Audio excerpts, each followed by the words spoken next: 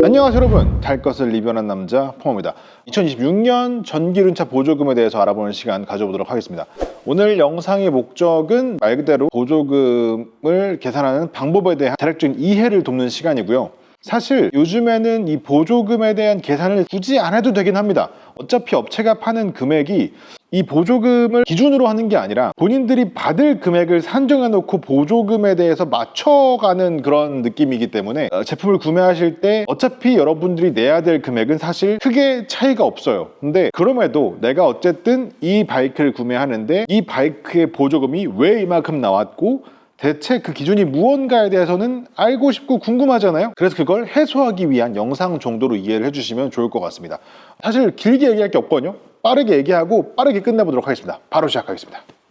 네, 일단 전체 보조금의 액수는 작년과 크게 차이가 없고요. 그 대신 달라진 건 일반형과 공유형을 나눠서 보고 있다. 이게 제일 큰 차이라고 보시면 되겠습니다. 자, 일단 일반형은 경형, 소형, 중형, 대형, 기타형으로 나눠져 있고요. 그 중에 공유형이 따로 경형, 소형이 별도로 나눠져 있습니다.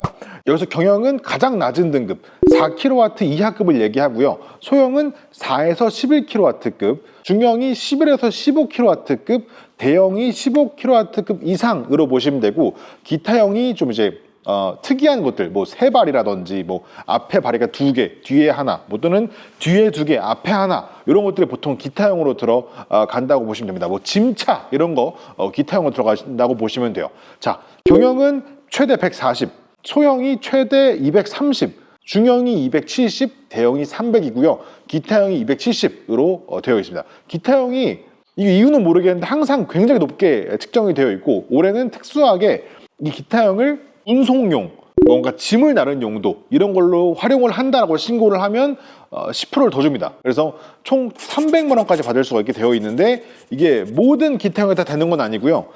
특수한 그 조건을 충족을 해야지 받을 수 있긴 합니다만, 어쨌든 확인을 해볼 필요가 있습니다. 공유형의 경우에는 경형이 98만 원, 소형이 140만 원까지로 책정이 되어 있고요.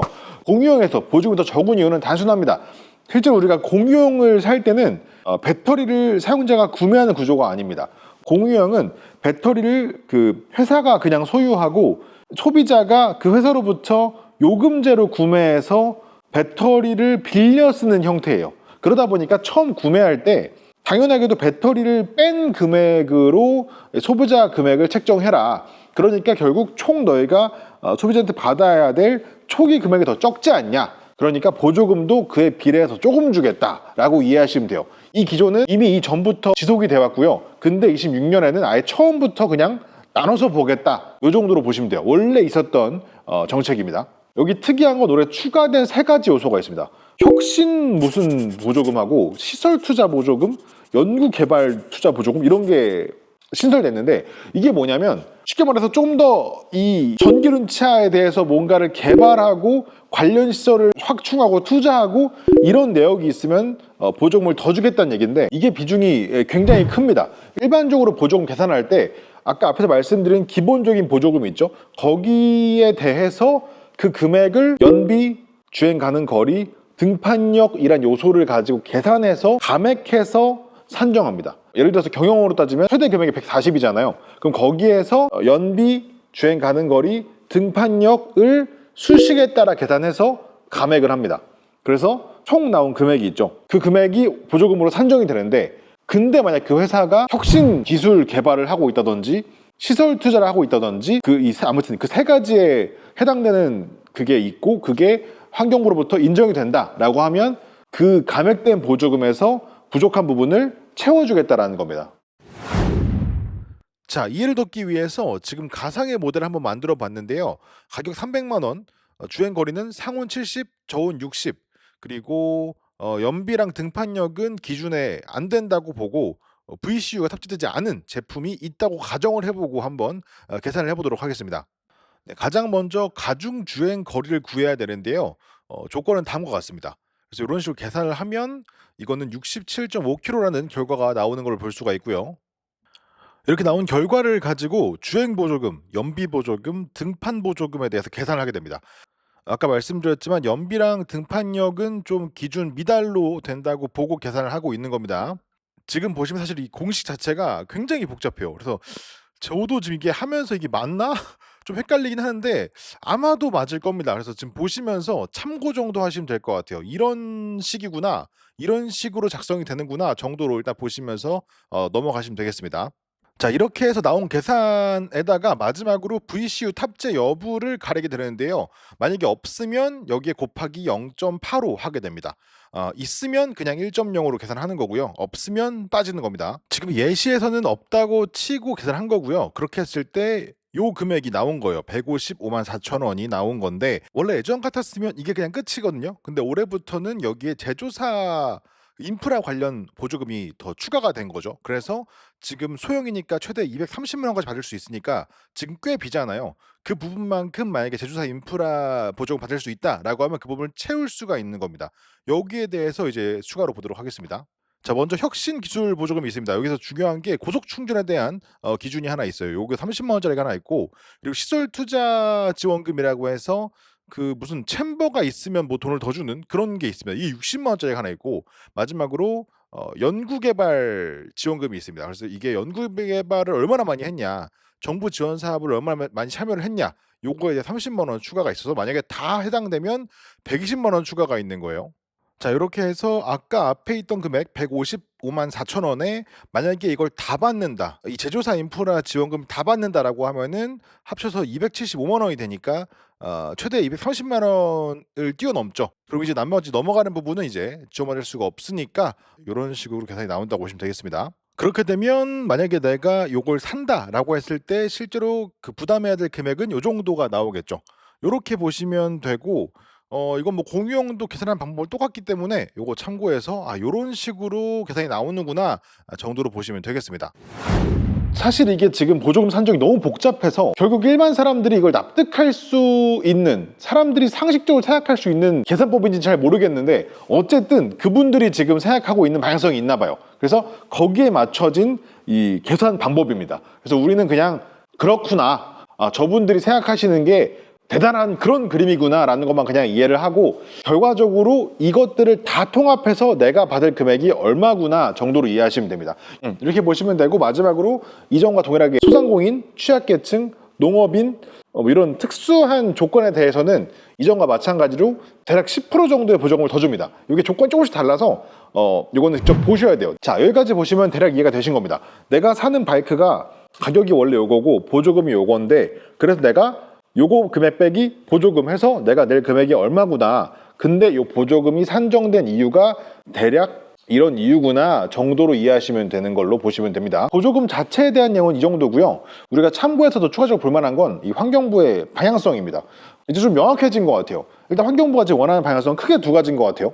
그냥 일반적으로 충전하되 배터리가 왕 큰 거, 이게 무슨 교환형이든 아니든 뭐 어떤 방식이든 배터리를 그냥 왕창 크게 넣는 거, 그래서 일반적인 주행 거리를 90km 이상으로 충족시키는 거, 요게 하나인 것 같아요. 그리고 또 하나가 공유형 배터리를 쓰는 거. 근데 그 중에서도 그 환경부가 인증하는 KC 뭐 규격화를 한 그 공유 배터리를 쓰는 거, 요 두 가지로 방향을 이원화한 것 같습니다. 그래서 요 보조금에 대해서 지금 보면은 주행 가능 거리에 대한 그 요건이 굉장히 강화가 되어 있고, 한 번에 주행 거리가 길면 길수록 전체 보조금을 많이 받을 수 있는 설정이에요. 그래서 요 두 가지로 보시면 되는데, 사실 조금 이해가 안 되는 건 일단 첫 번째, 요 KC 규격화 배터리, 요건 제가 말씀드렸지만 사실은 전기 이륜차의 발전 가능성을 틀어막는 행위예요. 이렇게 되면 아직 전기륜차가 전 세계적으로 하향 평준화가 되지 않은 상태잖아요. 지금 완전히 하향 평준화된 상태인데,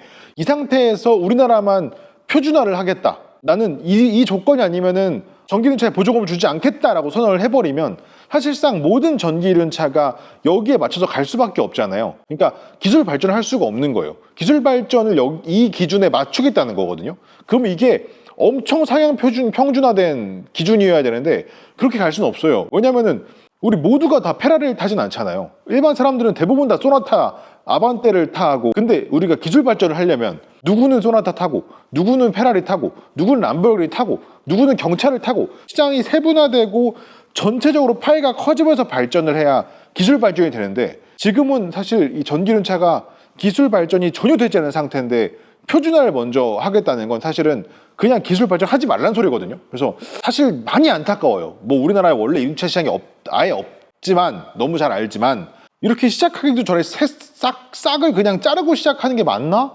잘 모르겠어. 근데 확실해 보여요. 이 방향성을 가는 게. 우린 이게 맞다고 생각을 해. 이렇게 갈 거야 라는 건 확실해 보입니다. 그래서 27년도부터는 이 기준이 아니면 아예 보조금을 안 줘요, 공유형은. 그러니까 예를 들어서 고고로나 이미 공유형 배터리로 시장에서 성공한 제대로 된 전기 이륜차는 앞으로 우리나라에서 탈 수가 없습니다.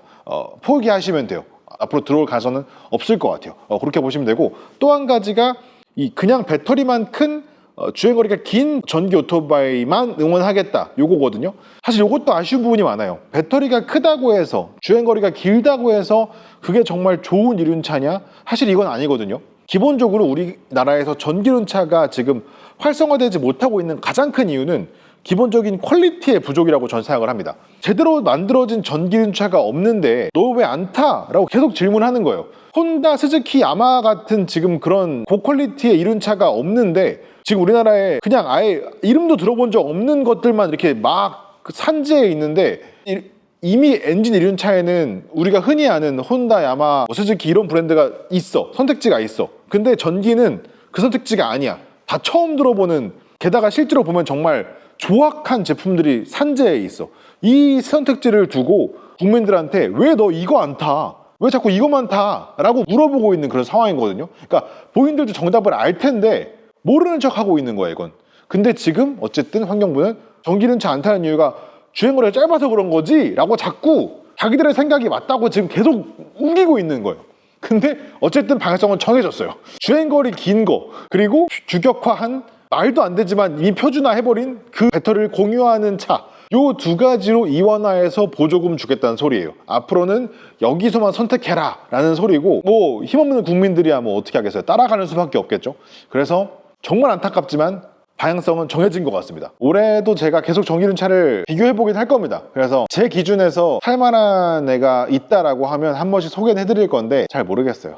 저는 솔직히 지금 올해는 B2C 기준으로 승용으로 내가 정말 이동 목적으로, 배달용도 말고요, 배달용 제외하고 그냥 정말 이동 목적으로, 내가 레저 목적으로, 취미 목적으로 이륜차를 타겠다. 근데 내가 전기이륜차가 사고 싶다.